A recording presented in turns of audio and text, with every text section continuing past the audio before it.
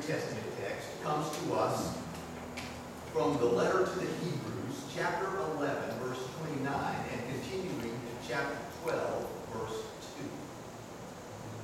2. Now, it may seem odd that our scripture reading spans 2 chapters. But nevertheless, when the books of the New Testament were written, there were no chapter or verse divisions. The partitions between chapters and verses were added approximately 1,000 years later. And just as we do not place chapters and verses in our letters, neither did the Christian authors. But most of us refer to this document to the Hebrews as a letter. But it bears all the marks of an early Christian sermon. And in this sermon, this preacher is attempting to address believers, the Jewish Christians, who have grown weary in the Christian life. And as a result, they were in danger of abandoning their Christian call. The congregation was worn out, worn down, and wondering what would be next. Some of their most faithful members had died and joined that great cloud of witnesses that surrounded them spiritually. And other people had simply lost interest in the middle of their struggle, in the middle of their difficulty, in the middle of their weariness. The preacher to the Hebrews delivered a sermon that was bold enough and brash enough to maintain that the answer was theology. The answer was persevering in the faith, as the preacher enumerates the names of some of those saints from the past, recalling how they endured in the faith, even though their historical record was not always commended. So today, beginning at Hebrews chapter 11, verse 29, let us read this passage and let us remember that this is the word of the Lord.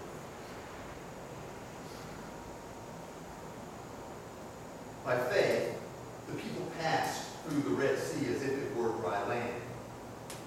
But when the Egyptians attempted to do so, they were drowned.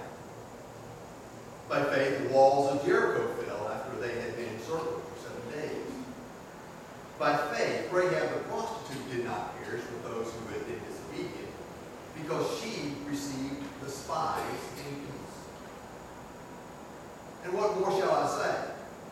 For time would fail me to tell of Gideon, Barak, Samson, Jephthah, of David and Samuel and the prophets, who through faith conquered kingdoms, administered justice, obtained promises, shut the mouths of lions, quenched raging fire, escaped the edge of the sword, won strength out of weakness, became mighty in war, put foreign armies to flight. Women received their dead by resurrection. Others were tortured, refusing to accept release in order to obtain a better resurrection. Others suffered mocking and flogging, and even chains and imprisonment. They were stoned to death. They were sawn in two. They were killed by the sword. They went about in skins of sheep and goats, destitute, persecuted, tormented, of whom the world was not worthy.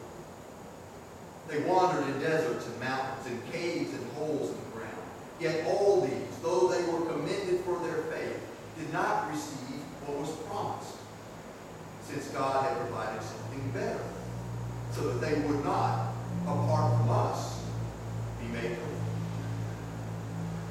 Therefore, since we are surrounded by so great a cloud of witnesses, let us also lay aside every weight and the sin that clings so closely, and let us run with perseverance the race that is set before us, looking to Jesus, the pioneer and perfecter of our faith, who, for the sake of the joy that was set before him, endured the cross, disregarding its shame, and has taken his seat at the right hand of the throne of God. A word from the Lord for the people of God.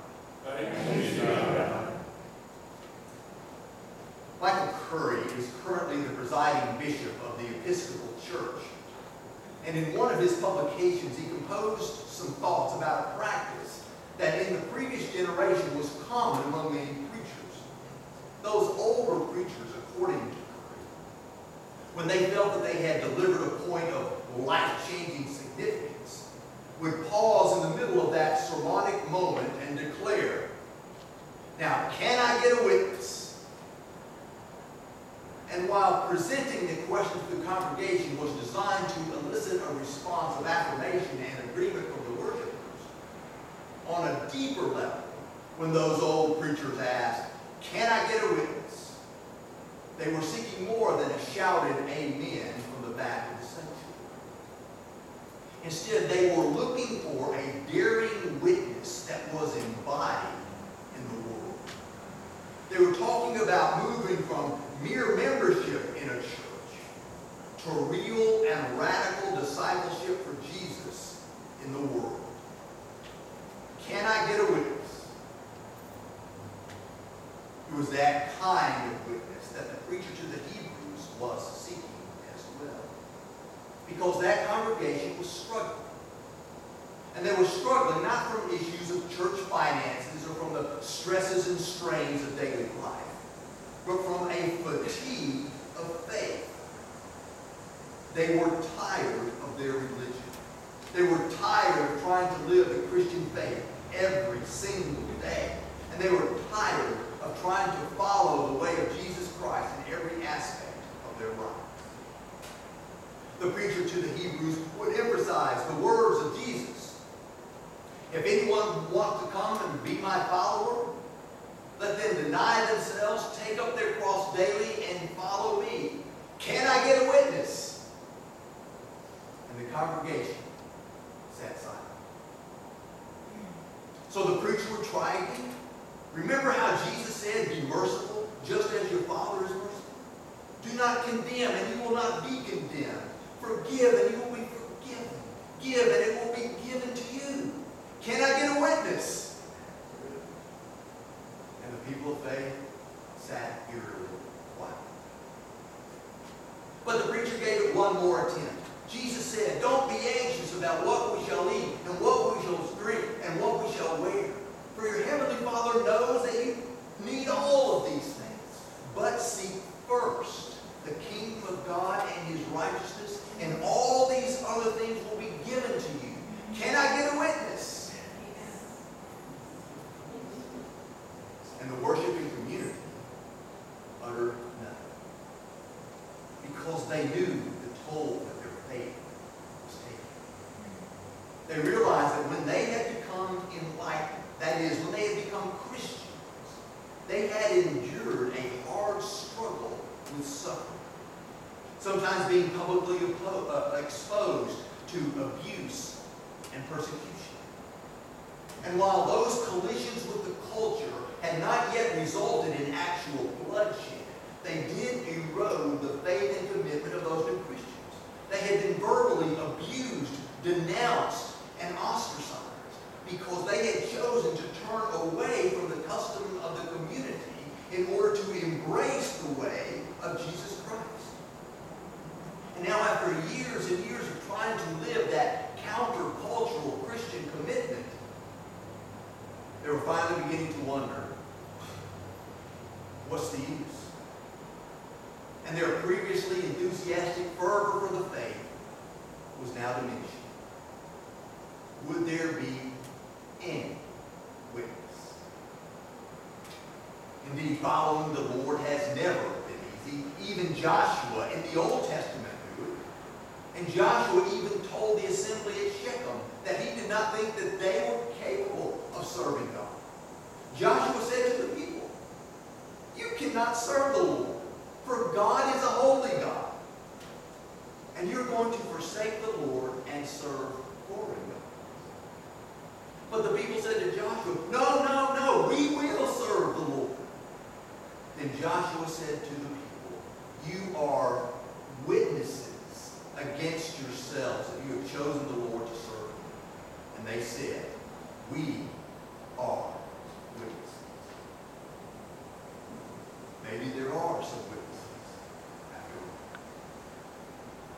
And so in order to inspire that fatigued fellowship that was worn out, burned out, and tired out, the preacher to the Hebrews did not scold them, chastising them for their lack of commitment. Nor did the preacher try to jazz up worship by enlisting a rock band or passing out fortune cookies with the communion wafers. Instead, the preacher lifted before them the vision of a great listing the faithful saints of previous generations who were committed and courageous and empowered to trust that God's purposes would not fail despite all appearances to the contrary. And even though those faithful figures on the Reverend's registry endured suffering, nevertheless, because they were such radiant witnesses, they accomplished some phenomenal feats. Through their faith, they conquered kingdoms. They administered justice. They obtained promises from God. And through their faith, they shut the mouths of lions. They quenched raging fire, and they escaped the edge of the sword. But in spite of the wondrous works of those prominent personalities, and in spite of the fact that they were commended for their faith, those faithful followers whose light shines so brightly upon the planet that the world was not worthy of them, those faithful followers did not escape suffering or persecution, and they didn't even receive what was promised. But now they are encouraging the church, having passed the baton of the relay race of faith to the Hebrew congregation, knowing that the race cannot be completed unless they finish it. The stadium is now filled with the ones who have run before, and the great cloud of witnesses whose very lives were shaped by faith have come from the past, beginning with the church's story, to offer encouragement and to help them in time of need. Can I get a witness? Many of you, I'm sure, are familiar with the story of the Amistad, a slave ship traveling from Cuba to the United States in 1839. It was carrying a cargo of Africans who had been sold into slavery in Cuba, taken on board, and then chained in the cargo hold of the ship. As the ship was crossing from Cuba to the United States, Joseph Sinkay, who was a tribal leader in Akron, led a mutiny and took over the ship. They continued to sail, hoping to find help when they landed. But instead, when they reached the United States, they were imprisoned as runaway slaves. Because the Africans could not speak a word of English, it seemed as if they were doomed to die for killing their captors. However, Roger Baldwin, an abolitionist lawyer, decided to take their case, arguing that they were free citizens of another country and not slaves at all.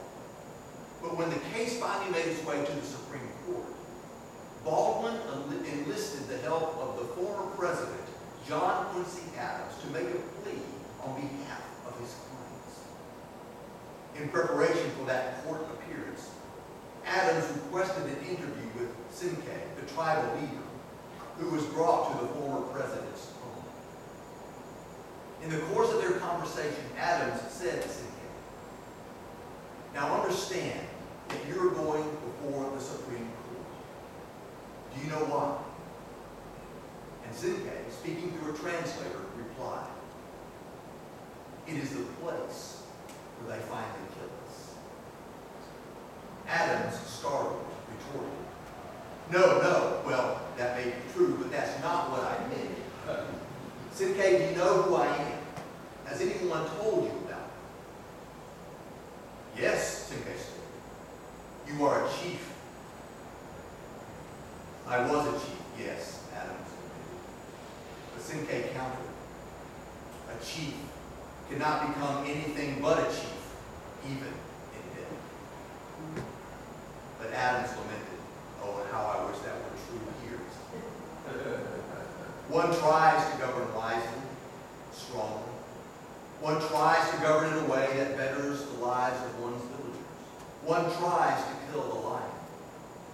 Unfortunately, one isn't always wise enough or strong enough. Time passes and the moment is gone. Now listen, Sinkay, listen. We're about to bring your case before the Supreme Court, the highest court in our land. We're about to do battle with a lion that is threatening to rip our country in two. And all we have on our side is a rock. And Sinkay, I'm being honest with you. The test ahead of us is exceptional.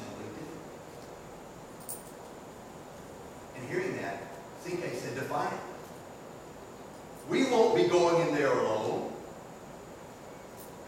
Alone, indeed not, Adam's reply. We have right at our side. We have righteousness at our side. We have Mr. Baldwin over there. But then Cinque re-answered, I meant my ancestors. I will call into the past, far back into the beginning of time, and beg them to come and help me at this time of judgment.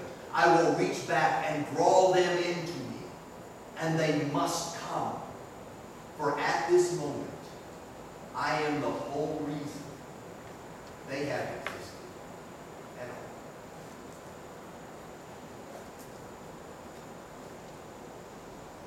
In the midst of our own faith fatigue, where we wonder if the Christian way of life is making any difference at all, our spiritual ancestors, John Calvin, John Knox, Rosa Parks, are calling to us from the past, encouraging us to continue the course, keeping our eyes fixed on Jesus, the pioneer and perfecter of our faith, who summons us to continue the work of love and liberty and equality, even when some people would prefer that we reject your tired, your poor, and your huddled masses yearning to breathe.